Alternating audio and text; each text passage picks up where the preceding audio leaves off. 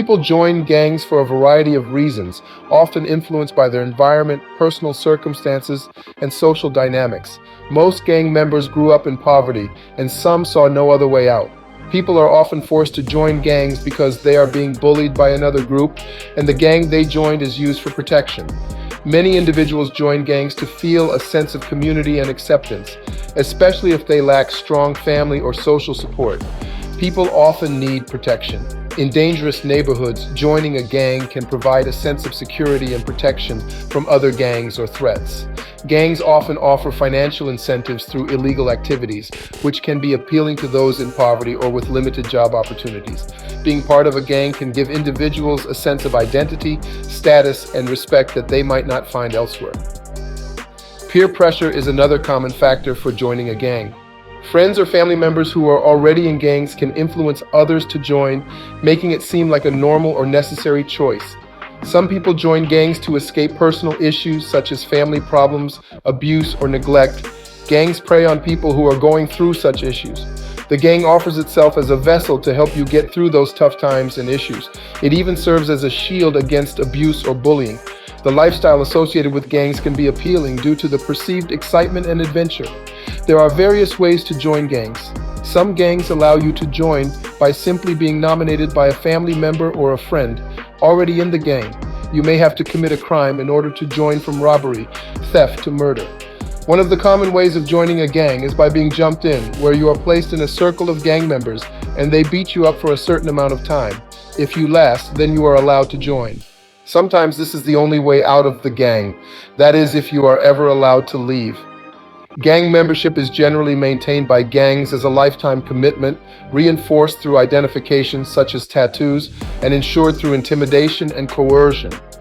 Gang defectors are often subject to retaliation from the deserted gang. Many gangs, including foreign and transnational gangs, hold that the only way to leave the gang is through death.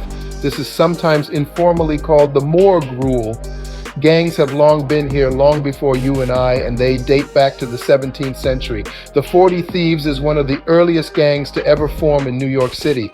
Based on the gang today, you may believe that gangs are a newer organization, but they are not, because they date all the way back to 1820, where the Irish, Jewish, and Italian gangs were formed in New York City.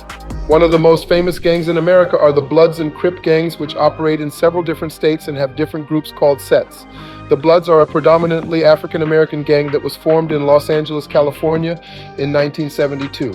The gang was initially formed to provide protection from the Crips gang, which was also growing in the Los Angeles area. Fast forward to today, the Bloods and Crips gang is still influential and operate in many more states. Today, there are approximately 33,000 gangs in the United States. The drill scene has popularized street gangs even more, with some hailing out of Chicago and New York. New York has seen the growth and takedowns of gangs since the 2000s, followed by the large indictment of Chicago gang leaders and members. Where gangs were used for protection against other large groups, terrorizing neighborhoods, and even police brutality, they are now the aggressors and have become very violent in their pursuit for domination over neighborhoods, streets, blocks, and corners. They often leave a trail of violence wherever they operate, from the murder rate increasing, theft and robbery, to bystanders caught in the crossfire of turf wars between gang members. Some gang members do not even know what they are fighting for, nor the reason why they hate their rival gangs, now called ops. We have seen the emergence of gang members such as King Von, Julio Fulio, and Jada Youngin in the rap industry use their money to fund their gangs with drugs and guns. All three rappers were murdered in a brutal way, but the gangs continue to operate. We have recently seen the arrest of Lil Durk, who is being accused of paying to have his rivals deleted. It is said that a member of OTF, Only the Family Gang, wore a wire for a year, recording conversations for the feds to build a case against Durk. Lil Durk has rapped about paying for such acts in his music, and it is not clear if they will use his lyrics in the trial. If you think joining a gang will solve your problems, you are wrong, as it adds on to said problems and will even make things worse. If you have family, they'll be caught in the middle of any beefs you may have, and whatever beefs the gang has, you will certainly inherit. Some gangs are organized through a hierarchy. At the top is the leader or president, followed by lieutenants, captains, and street soldiers at the bottom. Examples include gangs like the Folks Nation, with Larry Hoover as the king. Despite all of the differences, there are structural similarities among East Coast, West Coast, and also Midwest gangs that can be exploited.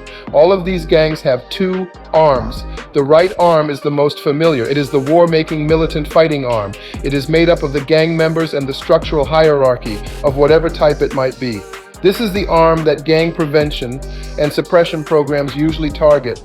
But even if you successfully incarcerate and dismantle the members and structure of this militant right arm, new gang members will continue to replace them. What many often forget is that gangs also have a left arm. The left arm is the money-making arm of the street gang.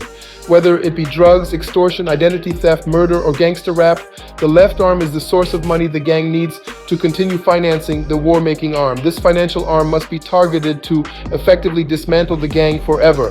The left arm must be tracked to the source of this income and completely cut off. Once this is done, the gang will be weakened, and then the right arm can be targeted more effectively. In Los Angeles, Chicago, and New York, even the gang members themselves have learned to target the gangster rapper from a rival street gang. This is done not only to damage the rival gang's reputation and kill an enemy gang member, but also to dry up the gang's ability to finance continued warfare. There has been an influx of gangs from other countries coming into the United States, causing drug and turf wars where the most brutal gangs overcome the others, but there is never a clear winner because both sides take losses. If you like this video, like, share, and subscribe to the channel for more content.